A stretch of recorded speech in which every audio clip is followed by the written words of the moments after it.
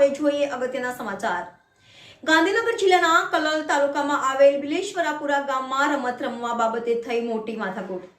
દલિત અને ઠાકોર વચ્ચે બહુ મોટા પ્રમાણમાં પથ્થરમારો થતા અને હથિયારોથી દલિતો ઉપર હુમલો કરતા ઘણા વ્યક્તિઓ ગંભીર રીતે ઘવાતા તાત્કાલિક હોસ્પિટલમાં ખસેડવામાં આવ્યા હતા। હાલ અત્યારે કલોલ પોલીસ અને ગાંધીનગર પોલીસનો કાફલો બિલેશ્વરપુરામાં ખડકી દેવામાં આવ્યો અને 5 થી 7 વ્યક્તિઓની ધરપકડ પણ કરવામાં આવી છે અને જે લોકો હોસ્પિટલમાં એડમિટ કરવામાં આવ્યા છે તે લોકોનું નિવેદન લઈને આગળની કાર્યવાહી કરવામાં આવશે। હાલ પરિસ્થિતિ કાબૂમાં। ANN news Kalol.